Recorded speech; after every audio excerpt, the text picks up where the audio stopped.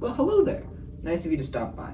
Do you know that military berets were used by the French forces in 1889? It's the first time that berets were first used in any type of forces capabilities. After seeing these during the First World War, the British proposed to use the beret for their newly created Royal Tank Regiment, which needed headgear to stay on while climbing in and out of small hatches and tanks.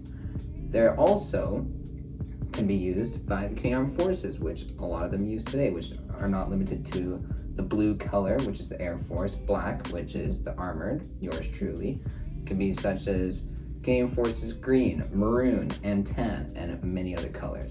But I know you guys aren't here for a history lesson. Hello there. My name is Master Warrant Officer Squadron Sergeant Major Heckford, and today I'll be teaching you how to properly form your beret. First thing that you will need is your beret. The black beret used by the armored forces, especially the Lordship Conus Horse, Royal Canadians, that our corps is affiliated with. Sometimes people have this cap brass, or they'll have the Royal Canadian Army Cadet patch. If it happens that you do have the Royal Canadian Army Cadet patch on, that is fine. You don't need to take off all the sewing in order to form your beret. However, if you do have the cap brass, it would be highly recommended to take off that cap brass. Whether you have a cookie cutter, you can slide it out, or if you have the real cap brass, you can take it off with the screws.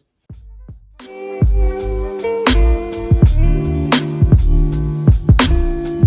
now, you are ready to start. First thing that you're going to want to do is turn your tap on to about warm temperature. Not scalding hot so it burns your forehead, but not cold so you get hypothermia. What you're going to want also is to keep it warm so it's easy to stretch the beret.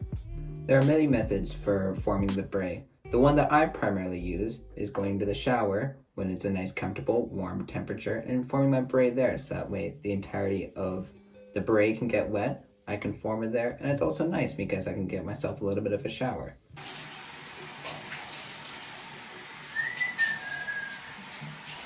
For this tutorial though, I will be teaching you how to do it just in your regular sink so that you don't have to hop in the shower if you don't need to. Once the water is warm enough so that it's a comfortable temperature for yourself, what you're going to want to do is you're going to want to dunk it, maybe cup it inside of the beret, or you can just wash it all over. And then what you're going to want to do is you're going to want to wring it out so that it's able to get all of the beret nice and wet. When you get your beret to the certain type of wetness where it's not dripping wet, but it's not damp either, you're going to want to put it over your head like you normally would when you put on your beret.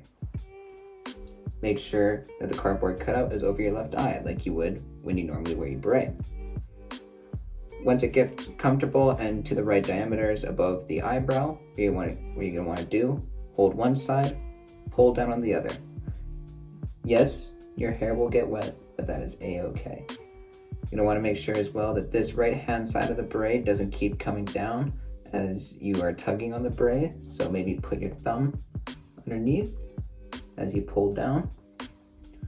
Once you get to a certain height that it's down that you would prefer, then you can leave it.